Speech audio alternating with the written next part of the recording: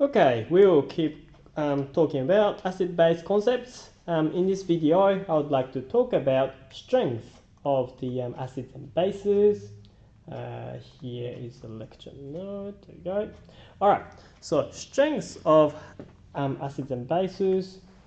It depends on the proton, how well protons are being accepted or donated. That's what it is.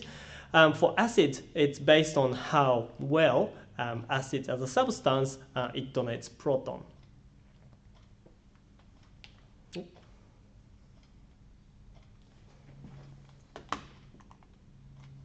And if it's a base, it's based on how well they can accept proton. So the term strong and weak, they refer to ability or the degree of how they can dissociate or ionize.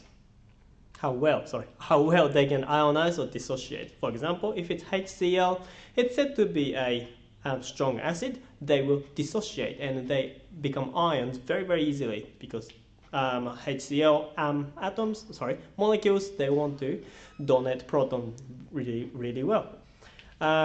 It is very different from the word that you might have heard before, concentrated and dilute or diluted.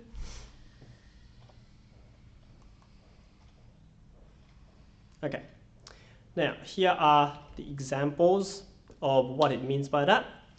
Okay, for acids which are strong on the top left corner, and they donate protons really well, that's what I mentioned before, and they completely ionizes, so all the acid molecules that you added to water, they will dissociate, they'll become ions.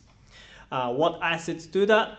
Well, hydrochloric acid, HCl, sulfuric acid, H2SO4, and nitric acid, HNO3, that is.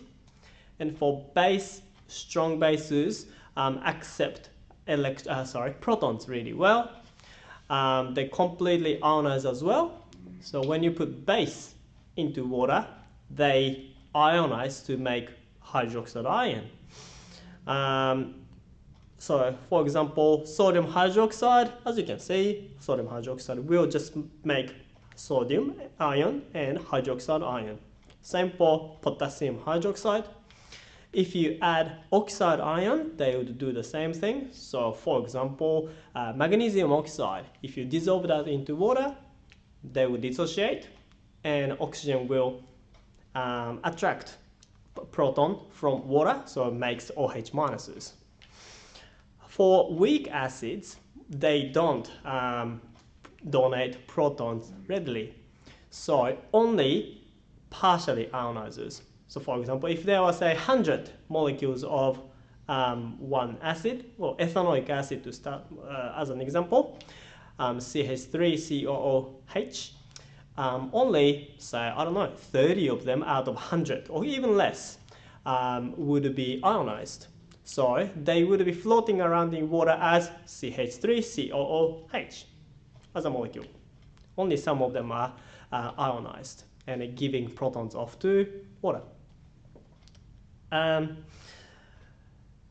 yeah, so ionization happens. So yeah, hydronium ions are being created, but only some waters become hydronium ion.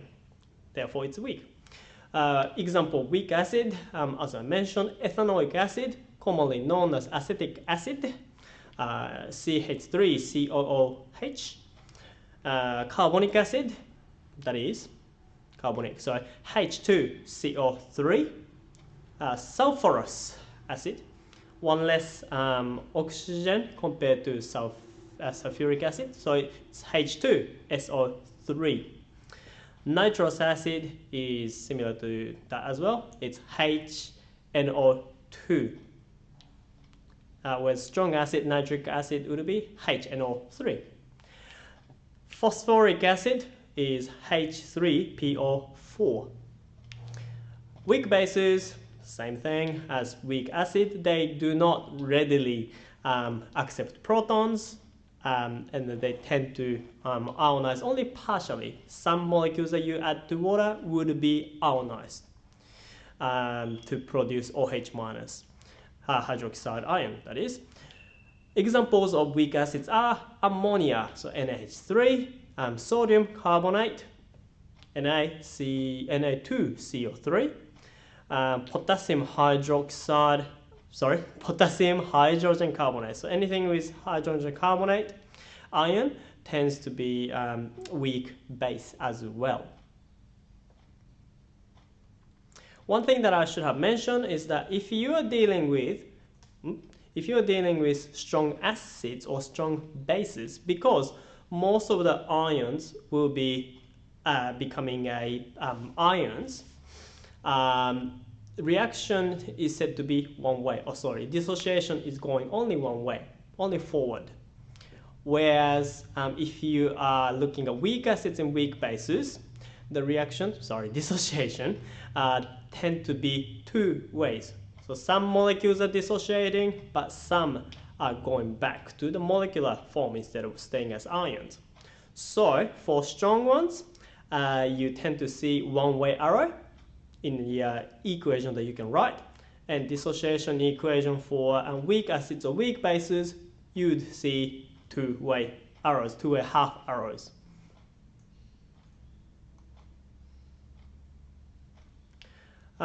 Strength versus concentration. Now, strength, as we just mentioned, hopefully established so far, that it's to do with proton, how well acids or bases donate or accept proton. And concentration is something that's not bad.